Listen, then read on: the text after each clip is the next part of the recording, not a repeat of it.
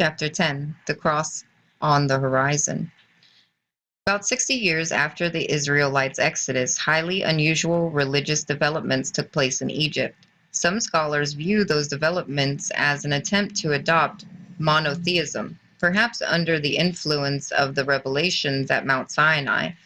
What they have in mind is the region of Amenhotep, sometimes rendered as Amenophis, who left Thebes and its temples, gave up the worship of Ammon, and declared Aten the sole creator god. As we shall show, that was not an echo of monotheism, but another harboring of an expected return, the return into view, the planet of the cross.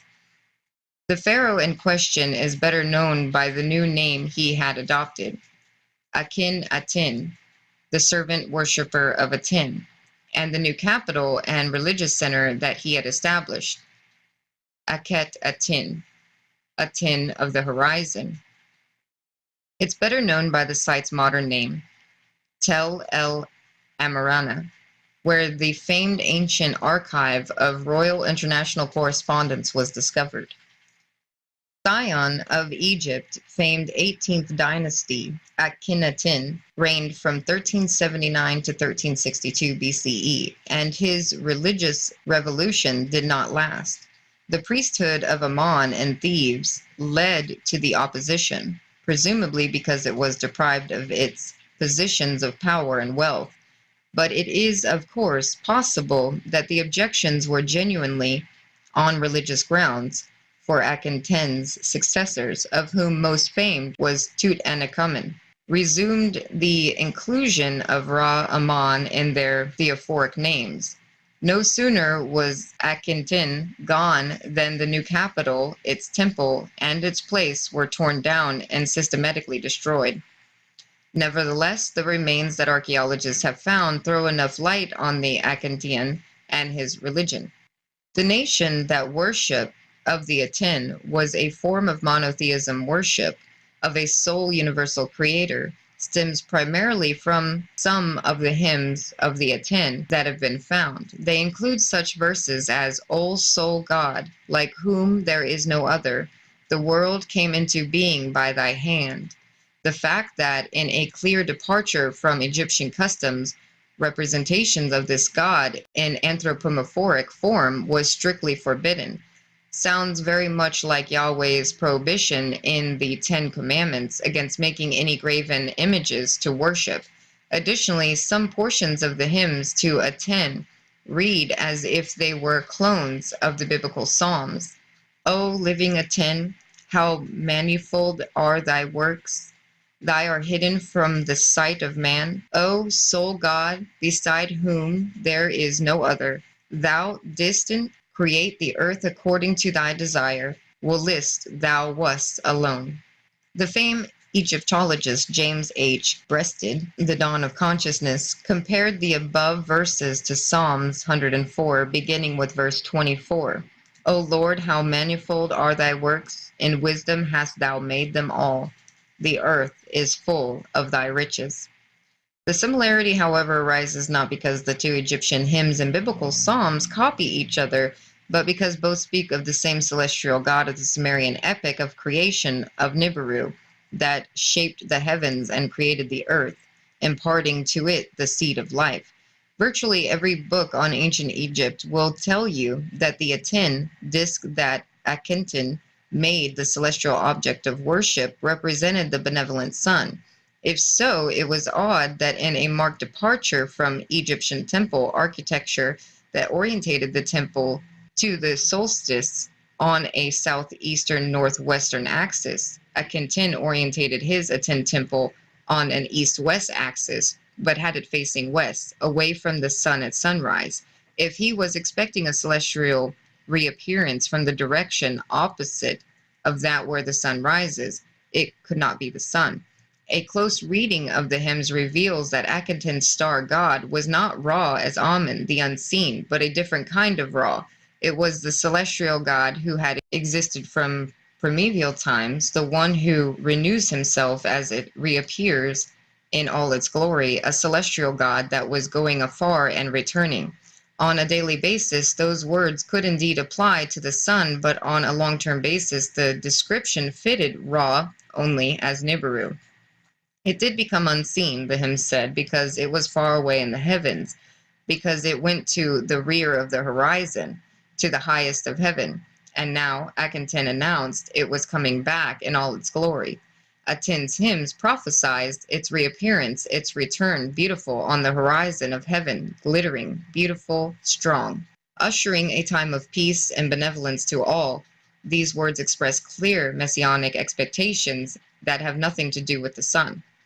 In support of the Aten is the sun explanation, various depictions of Akhenaten are offered. They show him and his wife blessed by or praying to a rayed star. It is the sun, most Egyptologists say. The hymns do refer to the Aten as a manifestation of Ra, which to Egyptologists who have deemed Ra to be the sun means the Aten too represent the sun, but if Ra was Marduk and the celestial Marduk was Nibiru, then Aten too represented Nibiru and not the sun. Additional evidence comes from the sky maps, some painted on coffin lids, that clearly show the 12 zodiacal constellation, the rayed sun, and the other members of the solar system. But the planet of Ra, the planet of a million years, is shown as an extra planet in its own large separate celestial barque beyond the sun, with the pictorial hieroglyph for God in it, Akhenaten, Aten. What then was Akhenaten's innovation, or rather digression from the official religious line? At its core, his transgression was the same old debate that had taken place 720 years earlier about timing, when the issue was, has Marduk Ra's time for supremacy come? Has the age of the ram begun in the heavens? Akhenaten shifted the issue from celestial time, the zodiacal clock, to divine time, Nibiru's orbital time, changing the question to when will the unseen celestial god reappear and become visible, beautiful on the horizon of the heaven? His greatest heresy in the eyes of the priests of Ra Amun can be judged by the fact that he erected a special monument honoring the Benben, an object that had been revered generations earlier as the vehicle in which Ra had arrived on earth from the heavens.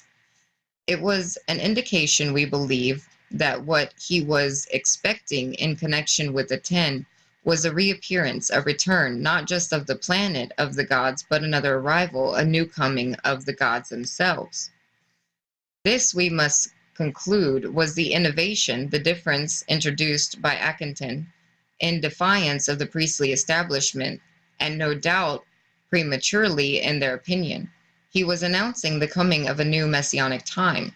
This heresy was aggravated by the fact that Akhenaten's pronouncements about returning Aten were accompanied by a personal claim. Akhenaten increasingly referred to himself as the god's prophet's son, one who came forth from the godly body, and to whom alone the deity plans were revealed. There is no other that knoweth thee except thy son Akhenaten.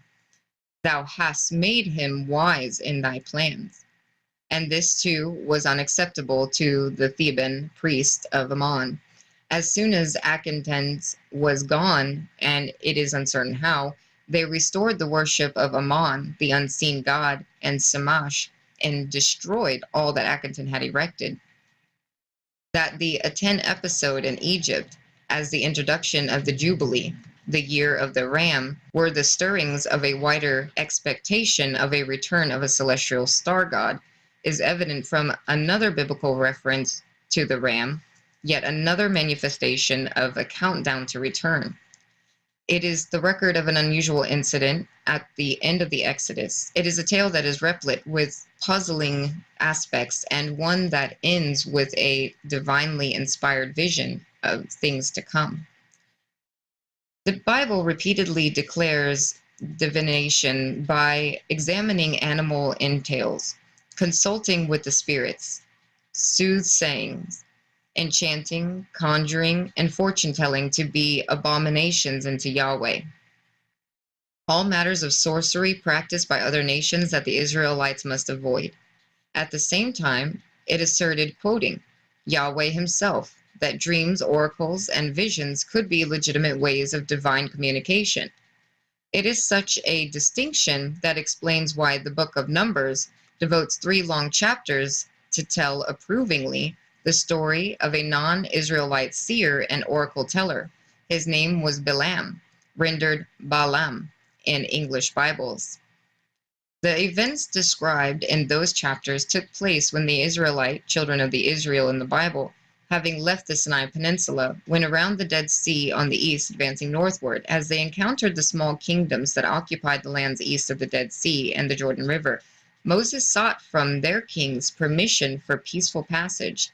It was, by and large, refused. The Israelites, having just defeated the Ammonites, who did not let them pass through peacefully, now were encamped in the plains of Moab, on the side of the Jordan that is opposite Jericho, awaiting the Moabite king permission to pass through his land. Unwilling to let the horde pass, yet afraid to fight them, the king of Moab, Balak, the son of Zippor, had a bright idea. He sent emissaries to fetch an internationally renowned seer, Balaam, the son of Beor, and have him put a curse on these people for me, to make it possible to defeat and chase them away.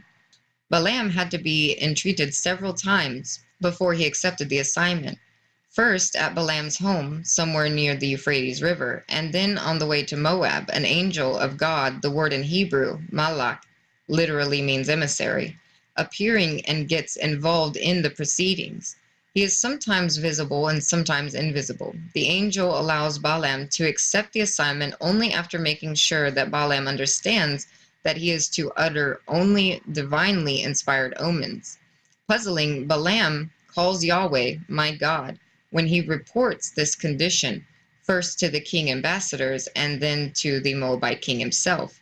A series of oracular settings are then arranged. The king takes Balaam to a hilltop from which he can see the whole Israelite encampment, and on the seer's instruction, he erects 7 altars, sacrifices 7 bullocks and 7 rams, and awaits the oracle.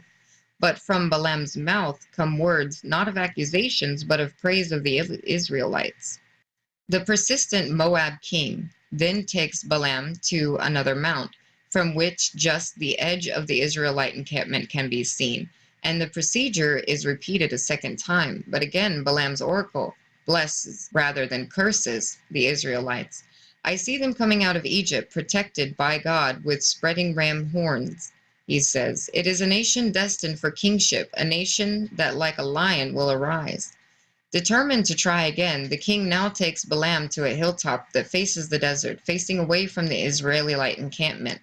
Maybe the gods will let you proclaim curses there, he says. 7 altars are again erected, on which 7 bullocks and 7 rams are sacrificed. But Balaam now sees the Israelites and their future, not with human eyes, but in a divine vision.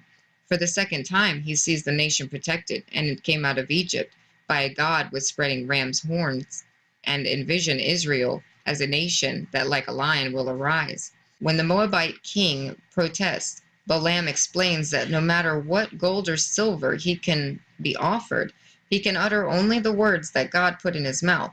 So the frustrated king gives up and lets Balaam go. But now Balaam offers the king free advice.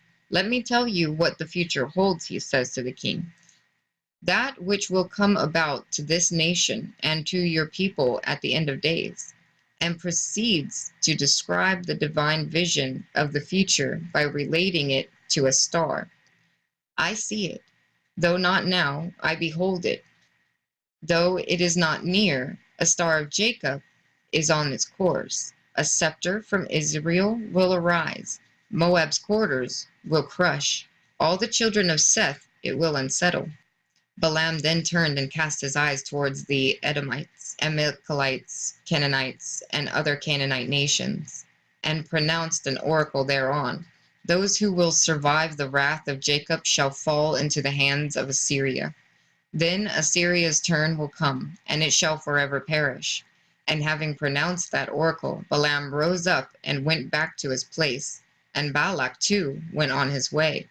Though the Balaam episode was naturally been the subject of discussion and debate by biblical and theological scholars, it remains baffling and unresolved.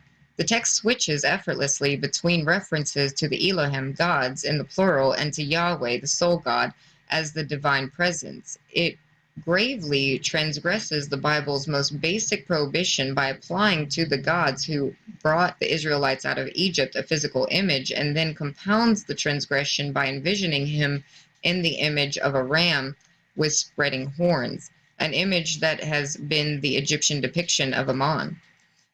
The approving attitude towards the professional seer in a Bible that prohibited soothsaying, conjuring, and so on adds to the feeling that the whole tale was originally a non-Israelite tale, and yet the Bible incorporated it, devoting to it substantial space. So the incident and its message must have been considered a significant prelude to the Israelite procession of the Promised Land. The text suggests that Balaam was an Armenian. Residing somewhere up in the Euphrates River, his prophetic oracles expanded from the fate of the children of Jacob to the place of Israel among the nations to oracles regarding the future of such other nations, even of distant and yet to come imperial Assyria. The oracles were thus an expression of wider non-Israelite expectations at the time. By including the tale, the Bible combined the Israelite destiny with mankind's universal expectations. Those expectations, the Balaam tale indicates, were channeled along two paths, the zodiacal cycle on the one hand, and the returning star's course on the other. The zodiacal references are strongest regarding the age of the ram and its god, at the time of the Exodus, and became oracular and prophetic as the seer Balaam envisions the future. When the zodiacal constellation symbols of the bull and the ram, bullocks and rams for sevenfold sacrifices, and the lion, when the royal trumpet shall be heard in Israel, are invoked. And it is when envisioning that distant future that the Balaam text employs the significant term, at the end of days, as the time to which the prophetic oracles apply. The term directly links these non-Israelite prophecies to the destiny of Jacob's offspring because it was used by Jacob himself as he lay on his deathbed and gathered his children to hear oracles regarding their future. "Come, gather together," he said, "that I may tell you that which shall befall you at the end of days." The oracles individually stated for each one of the 12 future tribes of Israel are deemed by many to be related to the 12 zodiacal constellations. And what about the Star of Jacob, an explicit vision by Balaam? In scholarly biblical discussion, it is usually considered in an astrological rather than an astronomical context at best, and more often than not, the tendency has been to deem the reference to Jacob's star as purely figurative. But what if the reference was indeed to a star orbiting on its course, a planet prophetically seen, though it is not yet visible? What if Balaam, like Akkadian, was speaking of the return of the reappearance of Nibiru? Such a return, it must be realized, would be an extraordinary event that occurs once in several millennia, an event that had repeatedly signified the most profound watersheds in the affairs of gods and men. This is not just a rhetorical question. In fact, the unfolding events were increasingly indicated that an overwhelmingly significant occurrence was in the offing.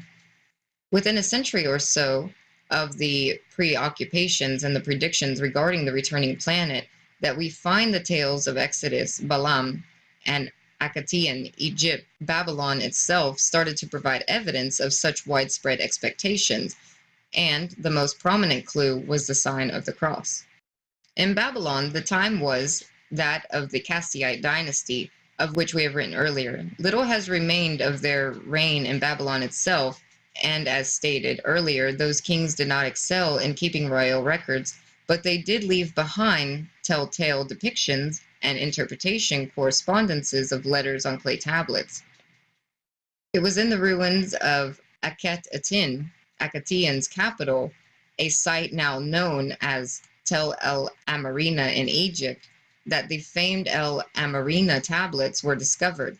Of the 380 clay tablets, all except 3 were inscribed in Akkadian language, which was then the language of international diplomacy, while some of the tablets represented copies of royal letters sent from the Egyptian court. The bulk were original letters received from foreign kings. The cache was the Royal Diplomatic Archive of Akkadian, and the tablets were predominantly correspondences he had received from the kings of Babylon. Did Akkadian use those exchanges of letters with his counterparts in Babylon to tell them of his newfound Aten religion? We really don't know, for all we have are a Babylonian king's letters to Akkadian in which he complained that gold sent to him was found short in weight, that his ambassadors were robbed on the way to Egypt, or that the Egyptian king failed to inquire about his health. Yet the frequent exchanges of ambassadors and other emissaries, even offers of intermarriage, as well as the calling of the Egyptian king my brother by the Babylonian king, must lead to the conclusion that the hierarchy in Babylon was fully aware of the religious going-ons in Egypt, and if Babylon wondered, what is this Ra as a returning star commotion, Babylon must have realized that it was a reference to Marduk as a returning planet, to Nibiru orbiting back. With the tradition of celestial observations so much older and more advanced in Mesopotamia than in Egypt, it is of course possible that royal astronomers of Babylon had come to conclusions regarding Nibiru's return without Egyptian aid, and even ahead of the Egyptians. Be that it may, it was in the 13th century BCE that the Kassite kings of Babylon started to signal in a variety of ways their own fundamental religious changes. In 1260 BCE, a new king ascended to the throne in Babylon and adopted the name Kadashaman Enlil, a theophoric name surprisingly venerating Enlil. It was no passing gesture, for he was followed on the throne for the next century by Kassite kings bearing theophoric names, venerating not only Enlil but also Adad, a surprising gesture suggesting a desire for divine reconciliation. That something unusual was expected was further evidence on commemorative monuments called Kaduru, rounded stones that were set up as boundary marks, inscribed with a text stating the term of the border treaty or land grant, and the oaths taken to uphold it. The Kaduru was sanctified by symbols of the celestial gods, and the divine zodiacal symbols, all 12 of them, were frequently depicted.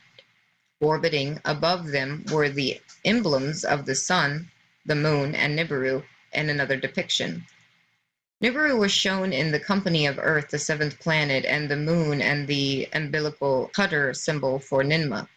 Significantly, Nibiru was depicted no longer by the winged disc symbol, but rather in a new way as the planet of the radiating cross, befitting its depiction by the Sumerians in olden days as a radiating planet about to become the planet of the crossing.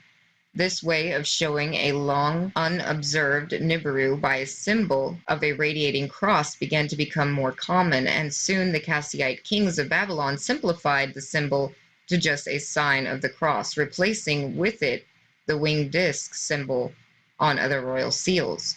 This cross symbol, which looks like the much later Christian Maltese cross, is known in studies of ancient glyphic as a Kassite cross. Another depiction indicates the symbol of the cross was for a planet clearly not the same as the sun, which is separately shown along with the moon crescent and the six-pointed star symbol for Mars. As the first millennia BCE began, Nibiru's sign of the cross spread from Babylonia to sealed designs in nearby lands. In the absence of Kassite religious or literary texts, it is a matter of conjecture what messianic expectations might have accompanied these changes in depictions. Whatever they were, they intensified the ferocity of the attacks by the Enlilite states, Assyria, Elam, on Babylon, and their opposition to Marduk's hegemony. Those attacks delayed but did not prevent the eventual adoption of the sign of the cross in Assyria itself. As royal monuments reveal, it was worn most conspicuously by Assyria's kings on their chests near their hearts, the way devout Catholics wear the cross nowadays. Religiously and astronomically, it was the most significant gesture. That it was also a widespread manifestation is suggested by the fact that in Egypt, too, depictions were found of a king god wearing, like his Assyrian counterparts, the sign of the cross on his chest. The adoption of the sign of the cross as the emblem of Nibiru in Babylon, Assyria, and elsewhere was not a surprising innovation. The sign had been used before by the Sumerians and Akkadians. Nibiru let crossing be its name, the epic of creation stated, and accordingly its symbol, the cross, had been employed in Sumerian glyphic to denote Nibiru, but then it always signified its return to visibility.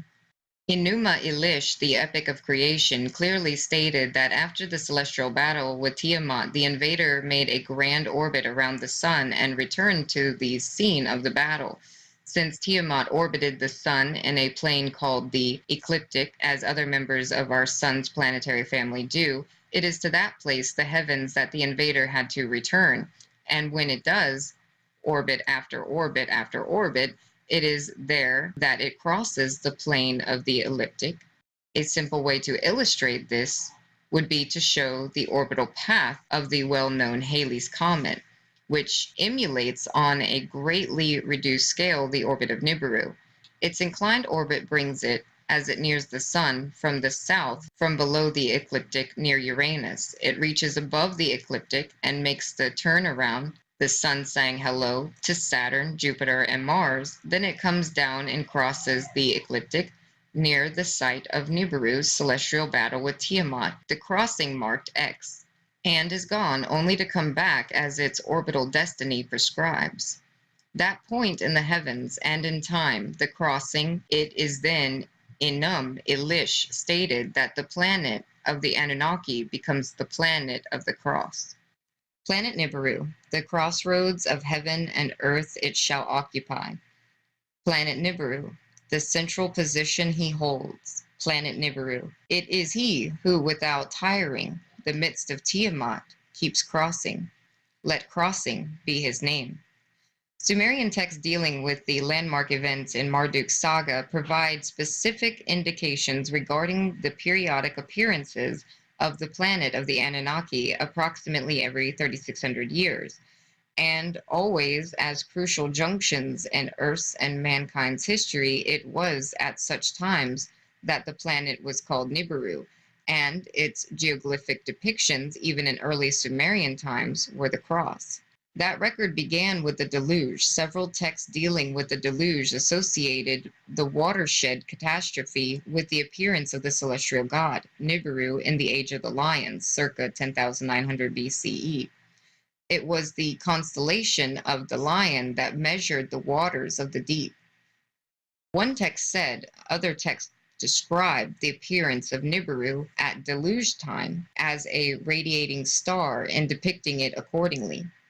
When they shall call out flooding, it is the god Nibiru, Lord whose shining crown with terror is laden, daily with the lion, he is a fire. The planet returned, reappeared, and again became Nibiru when mankind was granted farming and husbandry. In the mid-8th millennia BCE, depictions on cylinder seals illustrating the beginning of agriculture used the sign of the cross to show Nibiru visible in Earth's skies. Finally, and most memorably for the Sumerians, the planet was visible once again when Anu and Antu came to Earth on a state visit circa 4000 BCE in the age of the bull, Taurus. The city that was later known for millennia as Uruk was established in their honor. A ziggurat was erected, and from its stages, the appearance of the planets on the horizon as the night sky darkened was observed. Then Nibiru came into view. A shout went up, the Creator's image has arisen, and all present broke into hymnal songs of praise for the planet of the Lord Anu. Nibiru's appearance at the start of the Age of the Bull meant that at the time of the heliacal rising, when dawn begins but the horizon is still dark enough to see the stars, the constellation in the background was that of Taurus. But the fast-moving Nibiru, arcing in the skies as it circled the sun, soon descended back to cut across the planetary plane, ecliptic, to the point of crossing. There the crossing was observed against the background of the constellation of the Lion. Several depictions on cylinder seals and in astronomical tablets used the cross symbol to indicate Nibiru's arrival when Earth was in the age of the Bull, and its crossing was observed in the constellation of the Lion. The change from winged symbol to the sign of the cross thus was not an innovation. It was a reverting to the way in which the celestial Lord had been depicted in earlier times, but only when in its great orbit it crossed the elliptical and became Nibiru. As in the past, the renewed display of the signs of the cross signified reappearance, coming back into view, return.